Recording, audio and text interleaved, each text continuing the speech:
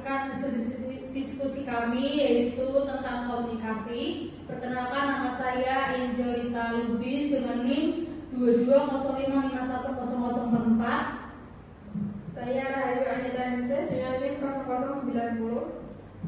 Saya Nabila Nadayanti dengan NIM 3012. Saya Desi Dewi Pratiwi dengan NIM 3021. Di sini saya akan menjelaskan apa itu komunikasi. Komunikasi merupakan proses pertukaran dan pemahaman informasi antara dua pihak atau lebih. Proses ini melibatkan pengirim pesan, penerima pesan, dan saluran komunikasi. Berkomunikasi lebih dari sekedar menyampaikan makna. Makna itu juga harus dipahami. Hanya dengan cara inilah kita dapat menyampaikan informasi dan gagasan. Dalam komunikasi yang sempurna, jika ada sebuah pemikiran dan dikirimkan sehingga penerima memahami gambaran mental yang sama dengan yang dimaksud pengirim. Selanjutnya yaitu komunikasi menurut para ahli. Yang pertama, Shannon dan Weaver. Komunikasi adalah proses transfer informasi dari suatu titik sumber ke titik lain penerima melalui saluran tertentu dengan bantuan kode atau noise. Yang kedua yaitu dari Bernard Berelson dan Gary A. Steiner. Komunikasi adalah suatu proses penyampaian informasi, gagasan, emosi, keahlian, dan lain-lain melalui penggunaan simbol-simbol seperti kata, gambar, angka-angka, dan lain-lain. Yang ketiga yaitu dari Anwar Arwin. Komunikasi adalah suatu konsep yang multi-makna. Makna komunikasi dapat dibedakan berdasarkan komunikasi sebagai proses sosial. Selanjutnya yaitu fungsi komunikasi. Yang pertama, perilaku pengelolaan. Komunikasi bertindak untuk mengelola perilaku anggota dalam beberapa cara. Organisasi memiliki hierarki, otoritas, dan pedoman formal bagi karyawan yang memandu aliran komunikasi ketika karyawan mengikuti uraian tugas mereka atau mematuhi kebijakan perusahaan. Komunikasi menjalankan fungsi manajemen. Komunikasi informal juga mengontrol perilaku. Yang kedua yaitu masukan. Komunikasi menciptakan masukan dengan menjelaskan kepada karyawan apa yang harus mereka lakukan, seberapa baik mereka melakukannya, dan bagaimana mereka dapat meningkatkan kinerjanya. Pembentukan tujuan, umpan balik terhadap kemajuan, dan penghargaan atas perilaku diinginkan semua memerlukan komunikasi dan merangsang motivasi. Yang ketiga ada berbagai emosional. Kelompok kerja adalah sumber utama interaksi sosial bagi banyak karyawan. Komunikasi dalam kelompok merupakan mekanisme mendasar di mana anggota menunjukkan kepuasan dan frustasi. Oleh karena itu, komunikasi menyediakan hal-hal tersebut berbagai emosional, perasaan, dan pemenuhan kebutuhan sosial. Yang keempat, bujukan. Bujukan bisa baik atau buruk tergantung kepada apakah misalnya seseorang pemimpin mencoba membujuk kelompok kerja untuk berkomitmen terhadap inisiatif tanggung jawab sosial perusahaan CSR organisasi atau sebaliknya membujuk kelompok kerja untuk melanggar hukum demi mencapai tujuan organisasi. Ini mungkin contoh ekstrim, namun penting untuk diingat bahwa persuasi dapat menguntungkan atau merugikan organisasi. Yang kelima yaitu pertukaran informasi. Fungsi terakhir dari komunikasi adalah pertukaran informasi untuk memudahkan pengambilan keputusan. Komunikasi memberikan informasi yang dibutuhkan individu dan kelompok untuk mengambil keputusan dengan mengirimkan data yang diperlukan untuk mengidentifikasi dan mengevaluasi pilihan. Selanjutnya yaitu proses komunikasi. Sebelum komunikasi dapat berlangsung, diperlukan suatu tujuan, pesan yang ingin disampaikan antara pengirim dan penerima. Pengirim mengkodekan pesan, mengubah menjadi menjadi bentuk simbolik dan meneruskannya melalui media saluran ke penerima, yang kemudian menerjemahkannya. Hasil adalah transfer makna dari suatu orang ke orang lain. Dan selanjutnya akan dijelaskan oleh Haji. Berikut adalah struktur proses komunikasi. Itu ada beberapa, yang satu pengirim atau yang disebut komunikator, yaitu pihak yang memiliki ide, gagasan atau informasi yang ingin disampaikan kepada orang lain. Yang kedua pesan, yaitu adalah isi yang ingin disampaikan oleh pengirim kepada penerima. Yang ketiga media adalah saluran yang digunakan untuk menyampaikan pesan dari pengirim kepada penerima. Keempat penerima atau komunikan, yaitu adalah pihak yang menerima pesan dari pengirim. Yang kelima umpan balik atau feedback, yaitu tanggapan dari penerima kepada pengirim atas pesan yang disampaikan. Yang keenam gangguan adalah faktor yang dapat menghambat proses komunikasi. Dan yang terakhir adalah konteks, adalah situasi atau kondisi yang melatari proses komunikasi. Selanjutnya itu ada arah komunikasi, itu adalah komunikasi ke bawah dan komunikasi ke atas. Komunikasi ke bawah adalah komunikasi yang mengalir dari suatu singkat kelompok atau organisasi ke tingkat yang lebih rendah adalah komunikasi ke bawah. Pemimpin dan manajer kelompok menggunakannya untuk menetapkan tujuan, memberikan instruksi kerja, menjelaskan kebijakan dan prosedur, dan menunjukkan masalah yang memerlukan perhatian dan menawarkan umpan balik. Dan komunikasi ke atas adalah mengalir ke tingkat yang lebih tinggi dalam kelompok atau organisasi. Ini digunakan untuk memberikan umpan balik kepada atasan, memberitahu mereka tentang kemajuan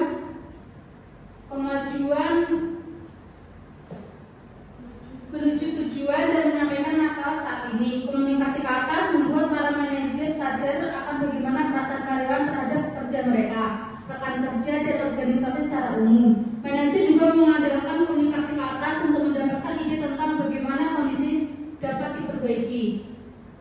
Selanjutnya adalah komunikasi literal, yaitu komunikasi terjadi antara anggota kelompok kerja yang sama, anggota pada tingkat yang sama dengan kelompok kerja yang berbeda, atau pekerjaan lain yang setara secara horizontal.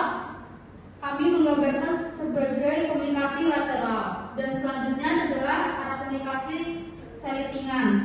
Ini adalah jaringan komunikasi informal dalam suatu kelompok atau organisasi yang disebut settingan. Meskipun rumor dan gosip yang disebutkan melalui settingan mungkin bersifat informal, namun hal ini tetap merupakan sumber informasi penting bagi karyawan dan kandidat. Informasi settingan atau informasi dari mulut ke mulut dari rekan-rekan tentang suatu perusahaan mempunyai pengaruh penting terhadap apakah pelamar kerja bergabung dengan satu organisasi. 10 bahkan lebih peringkat informal di situs web seperti Glassdoor. Selanjutnya itu adalah arah komunikasi seperti tertera di sini. Itu adalah jaringan kelompok kecil formal. Jaringan rantai secara kaku mengikuti rantai komando formal. Jaringan ini mendekati saluran komunikasi yang mungkin ditemukan dalam organisasi 3 tingkat yang kaku. Jaringan kedua itu adalah jaringan roda yang mengadakan figur sentral untuk bertindak sebagai saluran bagi semua komunikasi kelompok. Ini menyimulasasikan jaringan komunikasi yang mungkin Anda temukan dengan tim dengan pemimpin yang kuat. Semua saluran jaringan memungkinkan anggota kelompok untuk berkomunikasi secara aktif satu sama lain. Hal ini paling sering ditandai dengan tim yang dikelola sendiri, di mana anggota kelompok bebas berkontribusi dan tidak ada satu orang pun yang mengambil peran kepemimpinan. Selanjutnya adalah cara komunikasi, yaitu adalah komunikasi lisan, komunikasi tertulis, dan komunikasi nonverbal. Komunikasi lisan adalah sarana utama yang penyampaian pesan adalah komunikasi lisan, pidato, diskusi formal atau lawan satu dengan kelompok. Dan rumal informal atau settingan adalah bentuk komunikasi lisan yang populer. Kelebihan komunikasi lisan adalah kecepatan, masukan, dan mendengarkan. Selanjutnya komunikasi tertulis. Komunikasi tertulis mencakup surat, email, pesan instan, majalah organisasi, dan metode lain. Apapun yang menyampaikan kata-kata atau simbol tertulis, keuntungan tergantung pada model tertulis yang digunakan. Komunikasi bisnis tertulis saat ini biasanya dilakukan melalui surat, PowerPoint, email, pesan teks, media sosial, aplikasi, dan terakhir blog.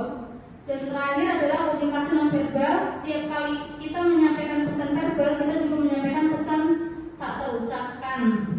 Terkadang komponen nonverbal dapat berdiri sendiri sebagai pesan yang kuat dan komunikasi bisnis kita. Oleh karena itu, diskusi tentang komunikasi tidak akan lengkap tanpa pertimbangan komunikasi nonverbal yang meliputi gerakan tubuh, intonasi, atau penekanan yang kita berikan pada kata-kata, ekspresi wajah, dan jarak fisik antara pengirim dan penerima.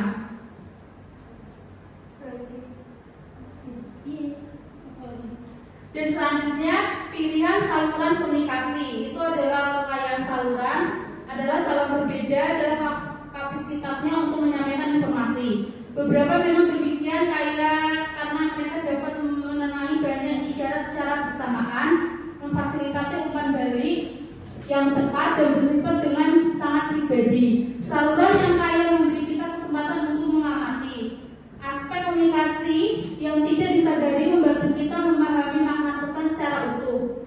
Ketika aspek-aspek ini hilang, kita harus mencari petunjuk lain untuk menyimpulkan emosi dan sikap pengirimnya. Selanjutnya adalah informasi keamanan. Keamanan merupakan perhatian besar bagi hampir semua organisasi yang memiliki informasi pribadi atau hak milik tentang klien, pelanggan, dan karyawan. Sebagian besar perusahaan secara aktif memantau penggunaan internet atau catatan email karyawan, dan beberapa bahkan menggunakan pengawasan video dan merekam percakapan telepon. Meskipun diperlukan. Selanjutnya, di sini saya akan menjelaskan tentang pilihan saluran komunikasi. Cara memilih metode komunikasi. Ada beberapa. 1. Memilih komunikasi lisan. Kapanpun Anda perlu mengukur penerima, komunikasi lisan biasanya merupakan pilihan yang lebih baik. Rencana pemasaran untuk suatu produk baru, misalnya mungkin perlu disusun bersama klien secara langsung sehingga dapat melihat reaksi mereka terhadap setiap ide yang diusulkan. Yang kedua, memilih komunikasi tertulis. Umumnya merupakan mode yang paling dapat diandalkan untuk komunikasi yang rumit dan panjang. Dan ini dapat menjadi metode paling efisien untuk pesan singkat ketika dibutuhkan. Misalnya, teks 2 kalimat dapat menggantikan panggilan telepon 10 menit. Namun perlu diingat bahwa komunikasi tertulis dapat dibatasi ekspresi emosionalnya. Yang ketiga, memilih komunikasi nonverbal. Penting untuk diwaspadai, carilah isyarat ini serta arti sebenarnya dari kata-kata pengirim. Anda terutama harus mewaspadai kontradiksi di antara pesan-pesan tersebut. Misalnya, seorang yang sering melirik jam tangannya memberikan pesan bahwa dia lebih memilih untuk mengakhiri percakapan, tidak peduli apa yang sebenarnya dia katakan. Komunikasi persuasif. Komunikasi persuasif adalah komunikasi yang bertujuan untuk mengubah atau mempengaruhi kepercayaan, sikap, dan perilaku seseorang sehingga bertindak sesuai dengan apa yang diharapkan oleh komunikator. Komunikasi persuasif dapat dijelaskan dengan 1. Pemrosesan otomatis dan terkendali. Terdiri dari 1. Tingkat bunga. Salah satu prediktor terbaik mengenai apakah orang akan menggunakan proses otomatis atau terkendali dalam bereaksi terhadap pesan persuasif adalah tingkat ketertarikan mereka terhadap pesan tersebut. Tingkat minat mencerminkan dengan dampak suatu keputusan terhadap hidup Anda. Yang kedua, pengetahuan sebelumnya. Orang-orang yang memiliki pengetahuan yang baik tentang suatu bidang studi lebih cenderung menggunakan strategi pemrosesan yang terkendali. Mereka memikirkan berbagai argumen yang mendukung atau menentang tindakan tertentu. Yang ketiga, kepribadian. Mungkin Anda dapat meneliti film dari bintang dan sutradara yang diperankan. Jika demikian, Anda mungkin termasuk dalam golongan ini. Kebutuhan akan koneksi ciri kepribadian individu yang paling mungkin terbujuk oleh bukti dan fakta. Mereka membutuhkan kognisinya lebih rendah dan lebih cenderung menggunakan strategi pemrosesan otomatis, mengandalkan intuisi dan emosi untuk memandu evaluasi pesan persuasif. Yang terakhir ada karakter pesan. Faktor ini mempengaruhi apakah orang menggunakan strategi pemrosesan otomatis atau terkontrol atau karakteristik pesan itu sendiri.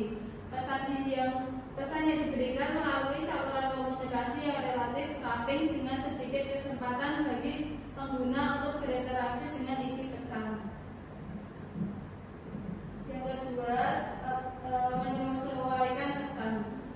Ketika halayak tidak tertarik pada topik pesan persuasif, ketika mereka kurang mendapat informasi, ketika kebutuhan kognisi mereka rendah, dan ketika informasi dikirimkan melalui saluran yang relatif ramping, mereka akan lebih cenderung menggunakan pemrosesan otomatis.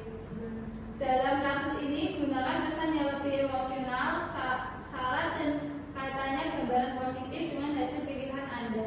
Di sisi lain, ketika audiens tertarik pada suatu topik, ketika mereka sangat membutuhkan kognisi, atau ketika informasi disalurkan melalui saluran yang kaya, maka lebih baik fokus pada argumen dan bukti rasional untuk menyampaikan argumen Anda.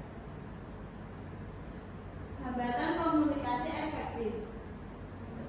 Yang pertama, penyaringan. Penyaringan mengacu pada pengirim yang sengaja memanipulasi informasi sehingga penerima akan melihatnya dengan lebih baik. Seorang manajer yang memberitahu atasannya yang menurutnya ingin didengar atasannya adalah menyaring informasi. Yang kedua, persepsi selektif.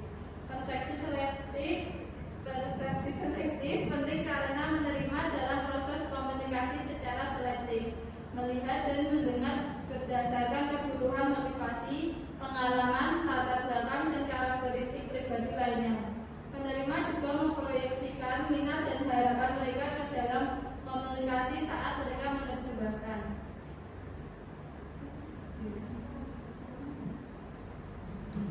Yang ketiga, kelebihan informasi. Individu memiliki kapasitas yang terbatas untuk memproses data. Ketika informasi yang harus kita kerjakan melebihi kapasitas pemrosesan kita, itulah hasilnya informasi yang berlebihan. Kita telah melihat dalam teks ini bahwa penanganannya telah terjadi tantangan besar bagi individu dan organisasi. Yang keempat, emosi. Anda mungkin menafsirkan pesan yang sama secara berbeda saat Anda marah atau putus asa dibandingkan saat Anda bahagia. Emosi ekstrim seperti kegembiraan atau depresi kemungkinan menjadi menghambat komunikasi yang efektif. Dalam kasus seperti ini, kita cenderung mengabaikan proses berpikir rasional dan objektif yang menggantinya dengan penilaian emosional. Selanjutnya akan dijelaskan dengan Nabila. Selanjutnya di sini saya akan melanjutkan mengenai hambatan komunikasi efektif. Yang kelima yaitu bahasa. Bahkan ketika kita berkomunikasi dalam bahasa yang sama, kata-kata memiliki arti yang berbeda bagi orang yang berbeda. Usia dan konteks adalah dua faktor yang besar yang mempengaruhi perbedaan tersebut. Sama seperti orang tua mungkin dibuat bingung oleh bahasa keluarga remaja. Yang keenam, kesunyian. Sangat mudah untuk mengabaikan keheningan atau kurangnya komunikasi karena hal ini ditentukan oleh tidak adanya informasi. Hal ini seringkali merupakan suatu kesalahan. Keheningan itu sendiri dapat menjadi pesan untuk mengkomunikasikan ketertarikan atau ketidakmampuan dalam menangani suatu topik. Keheningan juga bisa menjadi akibat sederhana dari kelebihan informasi atau penundaan dalam mempertimbangkan anggapan. Yang ketujuh, ada kekhawatiran komunikasi. Diperkirakan 5-20% populasi menderita penyakit yang melemahkan ini ketakutan komunikasi. atau kecemasan sosial. Orang-orang ini mengalami ketegangan dan kecemasan yang tidak semestinya dalam komunikasi lisan, komunikasi tertulis atau keduanya. Mereka mungkin merasa sangat sulit untuk berbicara dengan orang lain secara tatap muka atau menjadi sangat cemas ketika harus menggunakan telepon bergantung pada memo atau email ketika panggilan telepon akan lebih cepat. Yang kedelapan, berbohong. Penghalang terakhir dalam komunikasi yang efektif adalah penyajian informasi yang keliru atau kebohongan. Orang berbeda dalam mendefinisikan kebohongan. Orang mungkin berbohong 1 hingga 2 kali sehari, dan beberapa orang berbohong lebih banyak. Jika digabungkan dalam sebuah organisasi besar, hal ini merupakan penipuan dalam jumlah besar yang terjadi setiap hari. Bukti menunjukkan bahwa orang lebih nyaman berbohong melalui telepon dibandingkan bertatap muka, dan lebih nyaman berbohong melalui email dibandingkan ketika mereka harus menulis dengan pena dan kertas. Berikut ini ada hambatan budaya. Yang pertama, hambatan semantik. Kata-kata memiliki arti yang berbeda bagi orang yang berbeda, khususnya orang dari budaya nasional yang berbeda. Beberapa kata tidak dapat diterjemahkan antar budaya. Misalnya kata Finlandia sisu berarti sesuatu yang mirip dengan nyali atau kegigihan yang teguh, tetapi pada dasarnya tidak dapat diterjemahkan ke dalam bahasa Inggris. Yang kedua, hambatan konotasi. Kata-kata menyiratkan hal yang berbeda dalam bahasa yang berbeda. Negosiasi antara eksekutif AS, yaitu Amerika Serikat, dan Jepang bisa jadi sulit karena kata-katanya dalam bahasa Jepang hai diterjemahkan sebagai ya, namun konotasinya adalah ya, saya mendengarkan, dan bukan ya, saya setuju. Yang ketiga, hambatan perbedaan ada. Dalam beberapa budaya, bahasa bersifat formal. Di negara lain, itu informal. Di beberapa budaya, nadanya berubah tergantung konteksnya. Orang-orang berbicara secara berbeda di rumah, dalam situasi sosial, dan di tempat kerja. Menggunakan gaya pribadi dan informal ketika di hadapan gaya yang lebih formal mungkin tidak tepat. Dan yang keempat, hambatan perbedaan toleransi terhadap konflik dan metode penyelesaian konflik. Orang-orang dengan budaya individualis cenderung lebih nyaman dengan konflik langsung dan akan mengungkapkan sumber perselisihan mereka secara terbuka. Kaum kolektivis lebih cenderung melakukan hal tersebut, akui konflik hanya secara implisit dan hindari perselisihan yang bermuatan emosional. Lalu, di sini saya akan menjelaskan mengenai konteks budaya. Budaya cenderung berbeda dalam hal sejauh mana konteks mempengaruhi makna yang diambil individu dan dari komunikasi. Di dalam budaya konteks tinggi seperti Tiongkok, Korea, Jepang, dan Vietnam, masyarakatnya sangat bergantung pada isyarat situasional, nonverbal, dan halus dalam berkomunikasi dengan orang lain. Dan status resmi, kedudukan dalam masyarakat, serta reputasi seseorang mempunyai pengaruh yang cukup besar. Perbedaan kontekstual cukup berarti dalam hal komunikasi. Komunikasi dalam budaya konteks tinggi menyiratkan kepercayaan yang lebih besar dari kedua belah pihak. Percakapan yang tampak biasa-biasa saja dan tidak penting sebenarnya mencerminkan keinginan untuk membangun hubungan dan menciptakan kepercayaan. Perjanjian lisan menyiratkan komitmen yang kuat dalam budaya konteks tinggi. Dapat diasumsikan di dalam panduan budaya bahwa setiap orang mempunyai sudut pandang berbeda yang dibentuk secara budaya. Karena kita mempunyai perbedaan, kita mempunyai peluang untuk mencapai solusi paling kreatif dengan bantuan orang lain jika kita berkomunikasi secara efektif. Kashmir mencatat bahwa karena terdapat terlalu banyak budaya yang tidak dapat dipahami sepenuhnya oleh siapapun dan setiap individu menafsirkan budaya mereka secara berbeda. Komunikasi antar budaya harus didasarkan pada kepekaan dan upaya mencapai tujuan bersama. Sekian presentasi dari kelompok 9. Jika ada salah kata mohon dimaafkan. Wassalamualaikum warahmatullahi wabarakatuh.